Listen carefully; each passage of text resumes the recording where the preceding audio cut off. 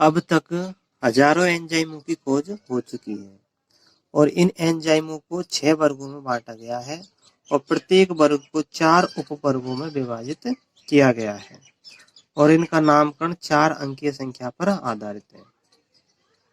अभी 6 वर्ग बांटे गए हैं एंजाइम के। अब हम 6 वर्गों के नाम देखते हैं। तो ऑक्सीडो रिडक्टेज एंजाइम या डिहाइड्रोजिनेजेज एंजाइम, ये एंजाइम दोनों क्रियाधारकों में एक का ऑक्सीकरण कर देते हैं और एक का अपचयन कर देते हैं। तो ऑक्सीडो रिडक्टेजेज या डिहाइड्रोजिनेजेज एंजाइम ये एक क्रियाधार का ऑक्सीकरण करते हैं व दूसरे का अपचयन कर देते हैं। दूसरा है ट्रांसफरेजेज एंजाइम। ये एंजाइम एक क्रियाधारक के एक समूह का दूसरे क्रियाधारक पर स्थानांतरण कर देते हैं। इनको कहते हैं ट्रांसफरेजेज एंजाइम। अब देखते हैं हाइड्रोलेजेज एंजाइम। ये एंजाइम बंधों का जल अपघटन कर देते हैं। बंध पाए जाते हैं उनका जल अपघटन कर देते हैं। और लाइएज एंजाइम, लाइएज एंजाइम क्या करते हैं कि जल अपघटन के अलावा क्रियाकारक, जल अपघटन के अलावा जो क्रियाधार होता है उसके समूह को अलग कर देते हैं। उसमें से लाइजेज एंजाइम क्या करते हैं कि उसके जल अपघटन के अलावा उनके बंधों को तोड़ देते हैं और समूह को अलग कर देते हैं और द्विबंध को बनाते हैं। आइसोमरेज एंजाइम, ये एंजाइम समावयवों को एक रूप से दूसरे रूप में बदलते हैं, जैसे प्रकाशीय, ज्यामितीय और स्थिति समावयवी। तो ये थे आइसोमरेज एंजाइम। अब लाइगेज एंजाइम, लाइगेज एंजाइम में ये दोनों क्रियाधार होते हैं उनको आपस में जोड़ने का काम करते हैं। तो लगेज एंजाइम क्या करते हैं, दोनों क्रियाकारकों को,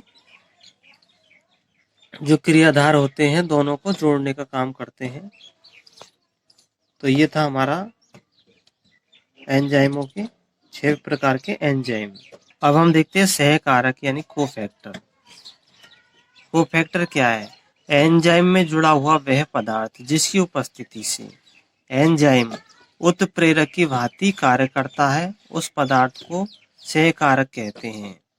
और सहकारक की अनुपस्थिति में एंजाइम उत्प्रेरक की भांति कार्य नहीं करता। अब हम देखते हैं जो एंजाइम में केवल प्रोटीन भाग को एपोएंजाइम कहते हैं। एंजाइम में जो प्रोटीन भाग होता है, केवल प्रोटीन भाग को एपोएंजाइम कहते हैं। अब सहकारक भी 3 प्रकार के होते हैं, एक प्रोस्थेटिक समूह, दूसरा सह एंजाइम और तीसरा है धातु आयन। तो जो प्रोस्थेटिक समूह होता है ये एपोएंजाइम से दृढ़ता से बंधा रहता है और सह एंजाइम में जो समूह होता है वो उसी समय जुड़ता है जब उत्प्रेरक की क्रिया होती है, अर्थात अस्थायी रूप से जुड़ता है। और जो धातु आयन होता है इसमें धातु होता है समूह के रूप में। तो हम देखते हैं प्रोस्थेटिक समूह, यह कार्बनिक यौगिक है और यह दृढ़ता से बनता है, बंध बनाता है एपोएंजाइम के साथ में। अब इसका उदाहरण देखते हैं कि पेरोक्सीडेज व कैटेलेज, पेरोक्सीडेज व कैटेलेज एंजाइम है जो हाइड्रोजन पेरोक्साइड को ऑक्सीजन में पानी में विखंडित कर देते हैं। इनमें हीम प्रोस्थेटिक समूह होता है। ये एंजाइम है ऑक्सीडेज यानी कि पेरोक्सीडेज व कैटेलेज एंजाइम में हीम प्रोस्थेटिक समूह होता है। ये हाइड्रोजन पेरोक्साइड को ऑक्सीजन में पानी में तोड़ देते हैं।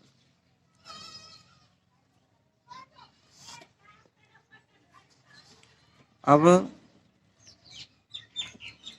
और जो एंजाइम के सक्रिय स्थल से जुड़ा होता है, फिर सह एंजाइम भी कार्बनिक यौगिक होते हैं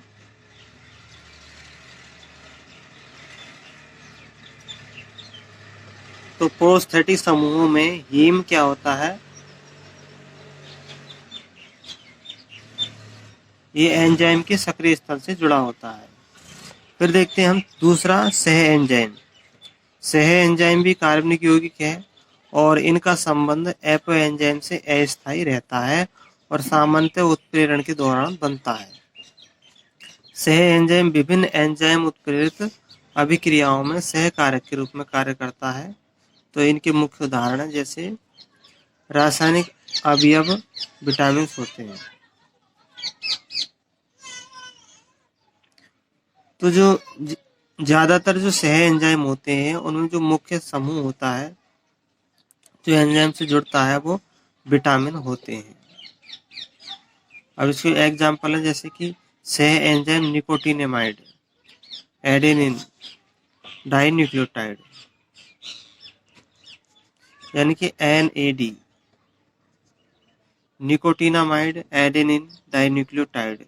तो NAD का पूरा फुल फॉर्म है nicotinamide adenine dinucleotide.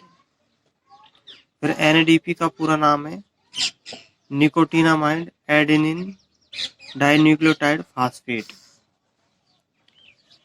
Vitamin niacin से जुड़े होते हैं। तो नियासिन विटामिन है इससे जुड़े होते हैं कि जो अनेक से एंजाइमों का मुख्य रासायनिक अवयव विटामिन होते हैं। तो NAD और NADPH ये विटामिन नियासिन से जुड़े होते हैं। सह एंजाइम में NAD और NADP ये विटामिन नियासिन से जुड़े होते हैं। कई एंजाइमों की क्रियाशीलता हेतु अब धातु आयनों की आवश्यकता होती है जो सक्रिय स्थल पर पार्श्व श्रृंखला से जुड़े होते हैं।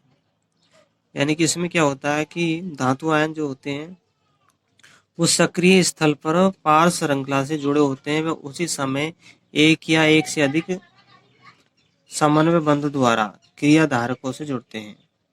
यानी जो धातु एंजाइम होते हैं वो एंजाइम के सक्रिय स्थलों पर पार्श्व श्रृंखला से जुड़ते हैं और एक या एक से अधिक बंध द्वारा क्रियाधारकों से जुड़ते हैं। जैसे proteolytic enzyme. Proteolytic enzyme carboxy peptidase से जिंक एक सह कारक के रूप में जुड़ा होता है। प्रोटियोलिटिक एंजाइम कार्बोक्सी पेप्टाइडेज से जिंक एक सहकारक के रूप में जुड़ा होता है। एंजाइम से यदि सहकारक को अलग कर दिया जाए तो इनकी उत्प्रेरक क्रियाशीलता समाप्त हो जाती है। इससे स्पष्ट है कि एंजाइम की उत्प्रेरक क्रियाशीलता हेतु ये निर्णायक भूमिका अदा करते हैं। तो इसी के साथ में हमारा चैप्टर भी खत्म हो जाता है। यानी बायोमोलिक्यूल का जैव अणु का।